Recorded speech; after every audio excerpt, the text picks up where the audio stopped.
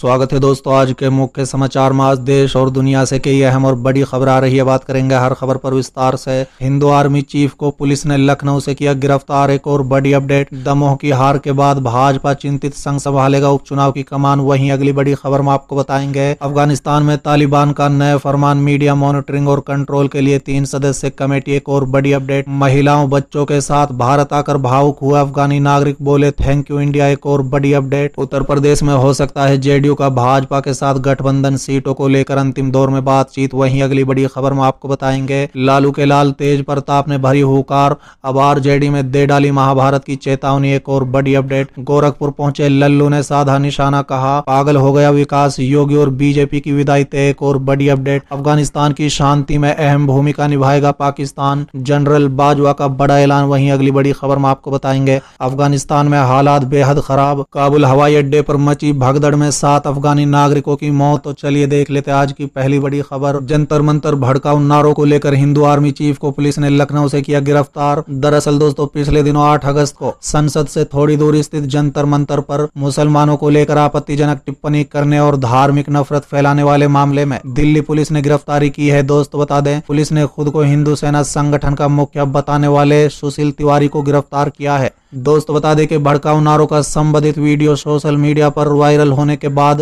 लोगों ने इस पर आपत्ति जताई थी, जिसके बाद पुलिस ने अज्ञात लोगों के खिलाफ एफआईआर दर्ज की थी।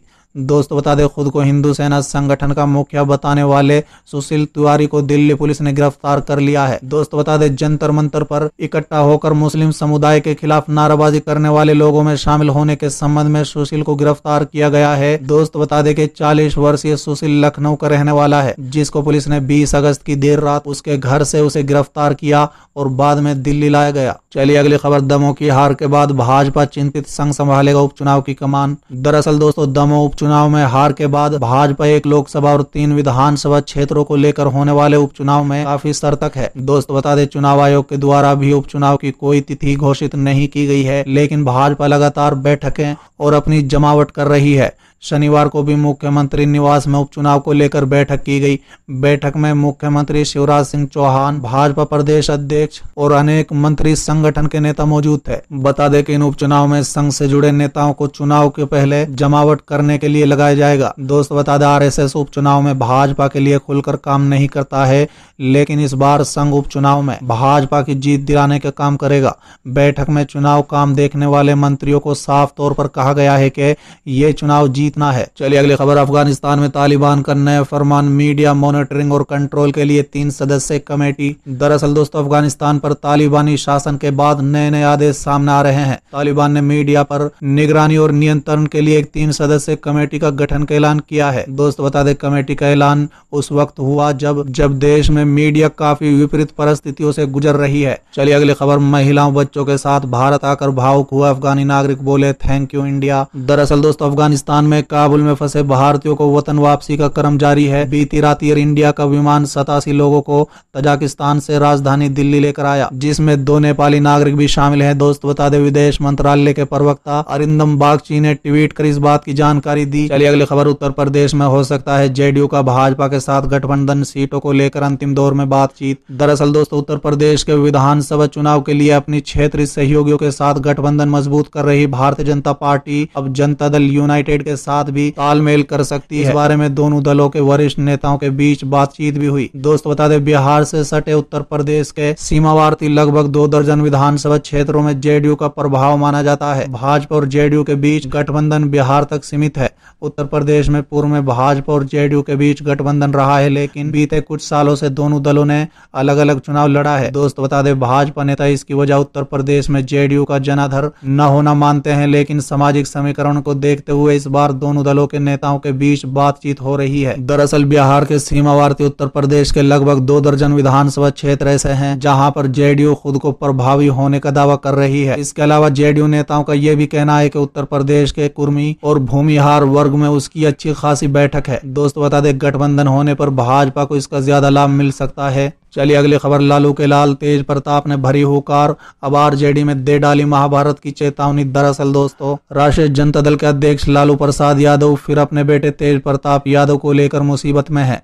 तेज प्रताप आरजेडी के प्रदेश अध्यक्ष जगदानंद सिंह तथा तेजस्वी यादव को राजनीतिक सलाहकार संजय यादव के खिलाफ कार्रवाई की मांग पर अड़े हुए हैं। दोस्तों बता दें, उधर तेजस्वी यादव ने दो टूक कहा है कि पार्टी में अनुशासनहीनता बर्दाश्त नहीं की जाएगी। चलिए अगली खबर, गोरखपुर पहुंचे लल्लू ने साधा निशाना, कहा पागल हो गया विकास, योगी और बीजेपी की विदाई तय। दरअसल दोस्तों, यूपी कांग्रेस के अध्यक्ष अजय कुमार लल्लू जल जमाव से बहाल गोरखपुर का जायजा लेने पहुंचे।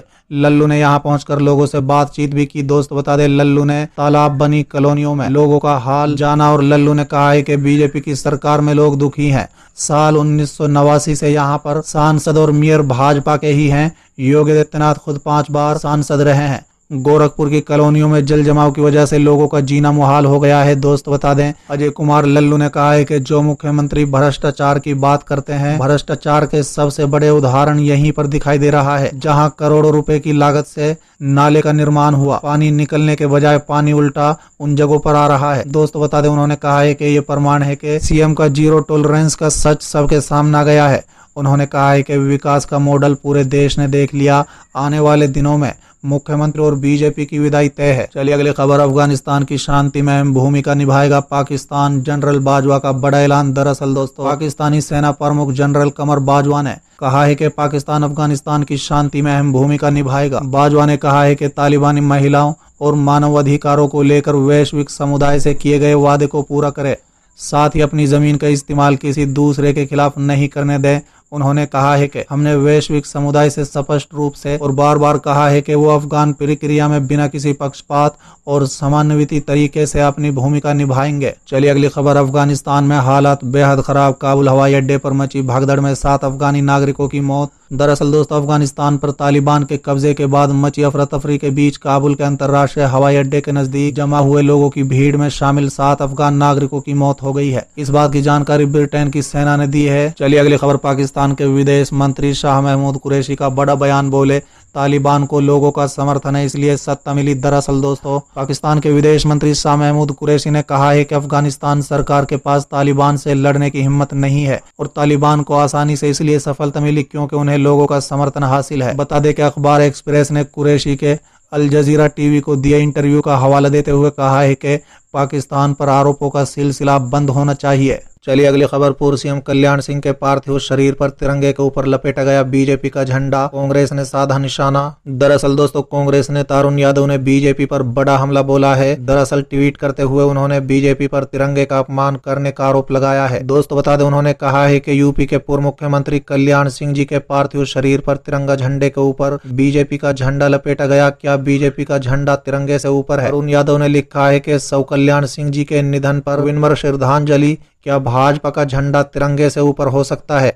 अभी स्वतंत्रता दिवस पर आगरा और भोपाल में इस तरह की घटना सामने आ चुकी है, ये भाजपा की सोच को दर्शाता है।